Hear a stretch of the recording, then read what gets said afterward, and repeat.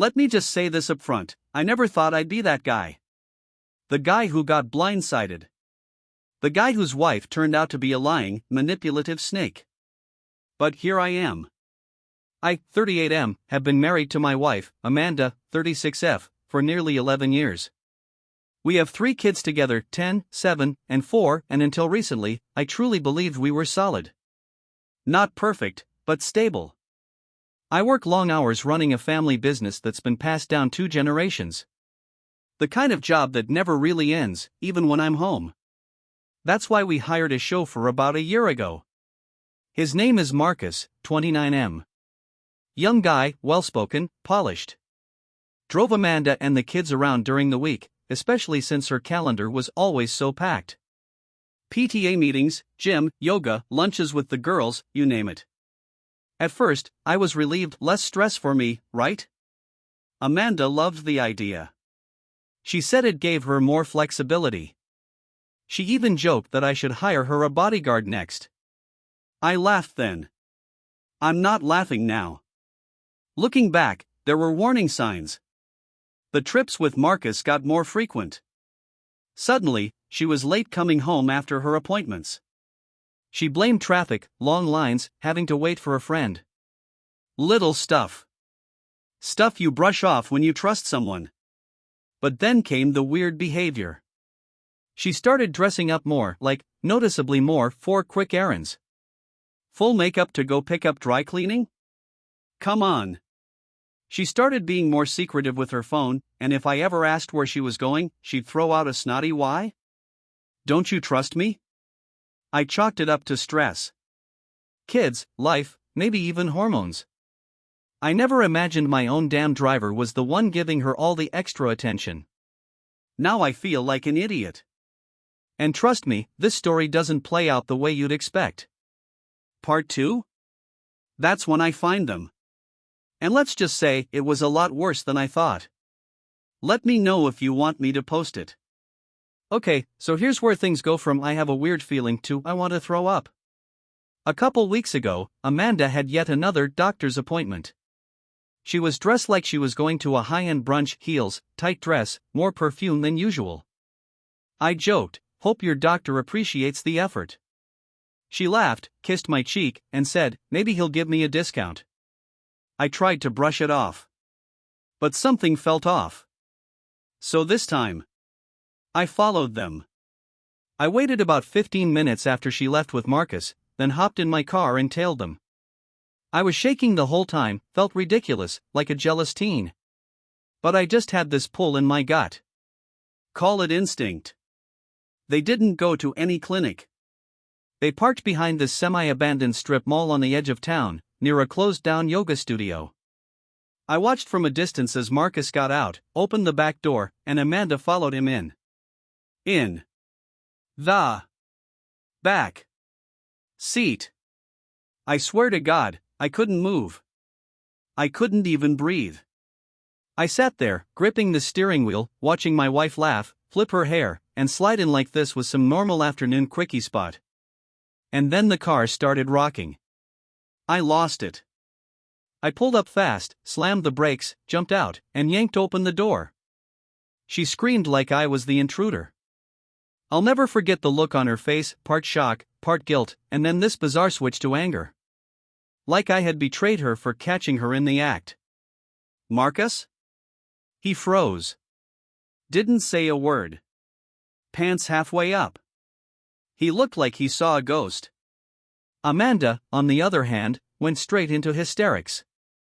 What are you doing here? Are you following me now? You're insane. Insane? Insane? I caught her cheating in my car with my employee, and I was the problem? I wanted to hit something. But I didn't. I just stared at her, this woman I thought I knew, and couldn't believe what was happening. She kept screaming, tried pushing past me, yelling that I was ruining everything. What the hell was I ruining? Our marriage? Or her little midday motel on wheels? That was the day everything changed. And believe me, it only got messier from there.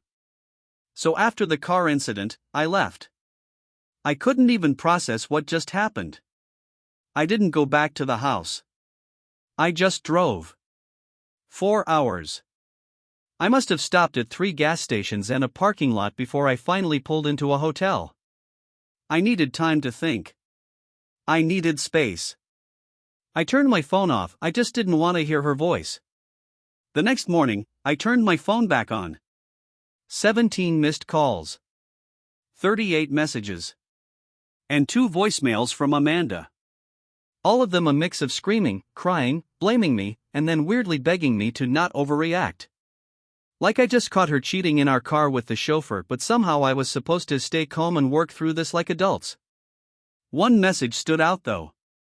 She said, "It's not what you think. I didn't plan for this to happen. I was lonely, okay? You're never around. You're always working, and I needed someone." Needed someone? We have 3 children. I'm working to support her in them, so she doesn't have to work. So she can do yoga, brunch, spa days. Apparently now it's chauffeur sex too. I didn't reply. Later that day, I finally went home. Just to see the kids. I timed it while she was out, or so I thought. But she was there. Waiting for me. The second I walked in, she started crying. Makeup smeared, sitting on the couch like the world had ended. And I admit, for a second, I felt pity. Until she opened her mouth. "I can't believe you'd embarrass me like that." Yup. That was her opening line. Not "I'm sorry." Not "let me explain." Nope. Just pure narcissistic rage that I caught her and didn't keep it quiet. She tried to spin this narrative that it was a moment of weakness, that it wasn't serious, that Marcus meant nothing. Just a distraction. A stupid mistake. Then she said, "But you drove me to it." I laughed. Actually laughed. Because the amount of delusion was next level. I told her I was filing for divorce. You'd think I told her I killed someone. The screaming, the insults, the threats, she went full soap opera. "You'll destroy this family. You're traumatizing the kids. You're choosing pride over love." No, Amanda. I'm choosing self-respect over being made a damn fool. But I should have known she wasn't done. Not even close. So, after I told Amanda I was filing for divorce, I thought she'd either go quiet or start damage control. Nope. She went nuclear. The very next day, I got a visit from Child Protective Services. Apparently, someone made an anonymous report that I was emotionally unstable and verbally abusive toward the children. You don't have to guess who called. Amanda sat smugly on the front steps while the CPS worker spoke to me in the driveway. I knew it was her. She denied it, of course. How could you even think I'd do that? I'm just trying to protect the kids in all this mess you've created. Right. Then came the text barrage, not to me, but to my mother. She started trying to paint me as this cold, neglectful, absent husband who abandoned his family over one mistake. My mom, bless her, shut that down quick. But Amanda was already planting seeds. Next came the chauffeur's wife. Yes, he was married too. Or at least, used to be. I got a Facebook message from her. She'd found me after going through Marcus's phone. She apologized for not coming forward sooner, but get this, Marcus told her Amanda was divorcing me and we were already separated. I was stunned. Amanda was lying to everyone. She built this entire fake story around our life so she could carry on with her little chauffeur affair in peace. Meanwhile, I was busting my ass at work and trying to be a present dad. Then came the final straw. Amanda tried to guilt-trip the kids. I overheard our 8-year-old telling his sister, "Mom said Daddy wants to leave us because he doesn't love you anymore." That broke me. That absolutely broke me. This wasn't just betrayal. It was character assassination. And now, she was weaponizing the kids. That's when I knew I needed more than just a divorce. I needed full custody. Amanda thought she was the master manipulator. After Amanda's little smear campaign kicked off, I did what I should have done earlier. I lawyered up hard. My attorney was a godsend. After laying everything out, the affair, the lies, the CPS stunt, the manipulation of the kids, he looked at me and said, "We're not just fighting for divorce. We're going for custody. And we'll build this case brick by brick." The first step? Gathering evidence. I had already started compiling screenshots, text messages, phone records. But the gold mine came from Marcus's ex-wife. She was furious and more than willing to help. She sent over recordings from their home security camera, including one where Amanda was literally outside their house in Marcus's car, kissing him in broad daylight while he told her he couldn't wait until she was free. It was nauseating. My lawyer nearly rubbed his hands together. We added that to the file, along with statements from the kids' school. They'd noticed behavioral changes, especially in my oldest, who had become withdrawn. Meanwhile, Amanda must have sensed the shift. Her tone changed overnight. Suddenly she was texting me. "We can still fix this if we try." I was confused and made a mistake. "Let's not destroy the family over something so small." Small? Small? You destroy trust, lie for over a year, cheat with someone I paid to protect my family, and now it's small? But that wasn't even the worst part. I found out from a friend of mine, who works at the dealership, that Amanda helped Marcus get a job at another luxury transport company by lying on his references. So she was actively investing in this guy's future while still married to me. I didn't respond to her texts. My silence seemed to make her spiral even more. The next thing I knew, I was being served with a motion from her. She was demanding spousal support. That's right. She wanted me to pay her for cheating on me. When I say I almost laughed out loud at the spousal support filing, I'm not kidding. Amanda had the audacity to demand monthly payments, claiming that I financially ruined her by filing for divorce and destroying her social standing. According to her, I was the villain. What she didn't expect. My lawyer came prepared. We counterfiled with every shred of evidence, videos, texts, witness statements, and the cherry on top, Marcus's ex-wife willingly testified about Amanda being the other woman in her marriage's collapse. During mediation, Amanda played the innocent. She sobbed. She acted like I was some cold-hearted monster who left her out of nowhere. When the mediator asked her about Marcus, she denied the affair. Right there. With everything laid out. She still lied. That was when I saw the real Amanda, not the mother of my children, not my wife of 10 years, but a person so used to manipulating reality that she actually believed her own BS. Then, something unexpected happened. One night, my youngest daughter, she's only 6, asked me, "Daddy, why is Mommy always hugging the driver?" I froze. I didn't want to drag my kids into this. I'd been trying to shield them as much as possible. But they weren't blind. They saw things. Heard whispers. Noticed tension. That's when I knew I had to push for full custody. Amanda wasn't just unfaithful, she was reckless, unstable, and willing to gaslight our children just to keep up appearances. The battle was just beginning. Once the kids started asking questions, I knew the gloves had to come off. My lawyer filed an emergency request for temporary primary custody, citing emotional instability and the affair as signs of poor judgment.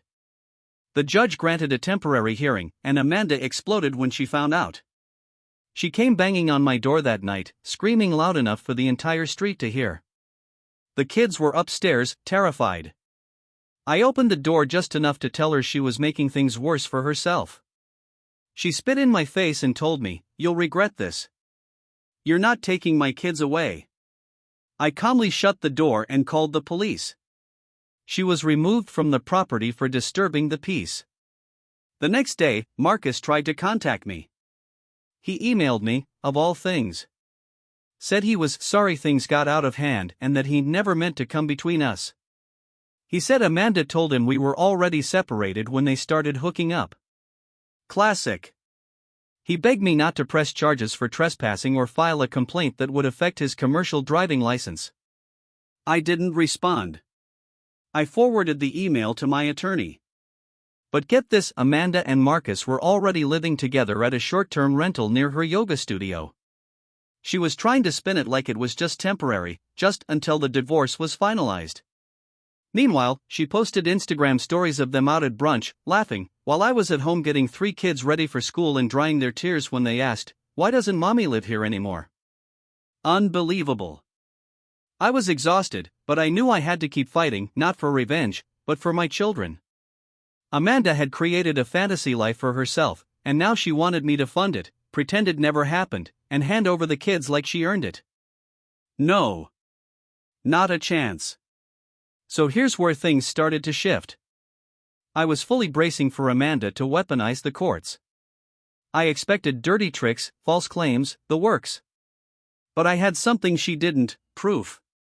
Security footage from my home showing her screaming at the door, police reports from the disturbance, and the real kicker, phone records. Turns out Amanda wasn't as careful as she thought. Late-night calls, texts, even a few drunken voicemails to Marcus that were, let's just say, explicit. My lawyer compiled it all. We were in mediation, and Amanda was already posturing like she was going to get full custody. I stayed quiet. Calm. I let her dig the hole deeper. Then my lawyer dropped the evidence. Her face turned white. She started hyperventilating and accused me of spying on her, that I was manipulating everything. The mediator had to take a break to calm her down. She went full hysterics, sobbing, yelling, then stone-cold silence. After the break, Amanda's lawyer quietly requested to reschedule. They knew they were screwed. And this is when something unexpected happened. Marcus showed up at my office. Unannounced. He looked like he hadn't slept in days. He told me Amanda had been lying to him, too. That she told him I was abusive, not true, that I cheated on her, also false, and that the kids were just better off without me. He said he moved in with her because he thought he was protecting her. Now he realized she was playing both of us. She used me, he said, and I think she's already seeing someone else. You read that right. Apparently, Marcus found flirty messages between Amanda and one of her personal training clients. I didn't even know what to say. I thanked him for the info, and he left. Defeated. It felt surreal, like I wasn't just divorcing Amanda. I was escaping a web of delusions. The custody hearing was brutal. Amanda tried every tactic in the book. She sobbed on the stand, painted herself as a devoted mother who had sacrificed everything. Claimed I was distant, uninvolved. Her lawyer even tried to argue that because I had a full-time job and she had been more present with the kids, they should stay primarily with her. But then our side brought out the receipts. Voicemails of her screaming at me in front of the children. Her erratic text messages. Testimony from the nanny, who confirmed Amanda often disappeared for hours at a time, sometimes leaving the kids without explanation. One message even showed Amanda admitting to using Marcus to get back at me. The judge didn't buy her act. In fact, he was not impressed with her behavior. He called it deeply concerning and questioned her stability, especially given her lack of honesty and emotional outbursts during the proceedings. I was awarded primary custody. Amanda got supervised visitation temporarily, until she could demonstrate she was emotionally stable enough for unsupervised time. That should have been the end of it, right? Nope.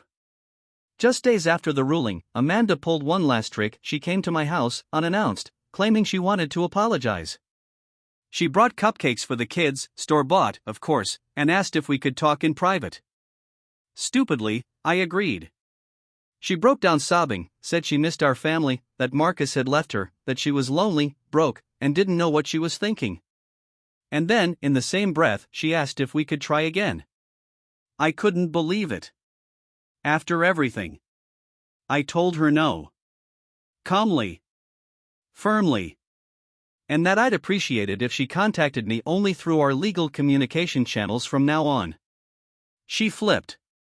Screamed that I had ruined everything, called me selfish, stormed out, and peeled off in her car like a teenager after a breakup. I just stood there. Not angry. Not sad. Just done. It's been 6 months since everything blew up. The divorce was finalized, custody is settled, and the dust has mostly cleared. Amanda moved in with her sister after Marcus ghosted her. She tried to reach out a few times, mostly for sympathy, but I kept everything through the court-monitored app like my lawyer advised. The kids see her every other weekend with supervision, and while it's hard on them, I make sure they know they're safe and loved. Therapy has helped all of us. Marcus? Vanished. I heard he left the city, supposedly took a job in another state. Not that I care. That man did me a favor in the long run. If he hadn't exposed Amanda's true colors, who knows how long I would have stayed trapped in that toxic mess. As for me, I'm healing. Slowly. I still look in the rearview mirror more often than I used to. Still wonder how I missed the signs. But I've stopped blaming myself. I was a good husband. A present father. I trusted my wife. That's not a weakness, that's just love. What I've learned. If something feels off, trust your gut. If someone lies repeatedly, it's not a mistake, it's a pattern. And most importantly, you don't have to stay in pain just because you spent time in it. I've started dating again. Nothing serious, but it's refreshing to be around honesty and laughter without walking on eggshells. My kids are my world, and I'm building a home around them full of peace, something we didn't have for years. So yeah. That's my story. If you're going through something similar, if your gut is screaming and your heart is cracking, you're not alone.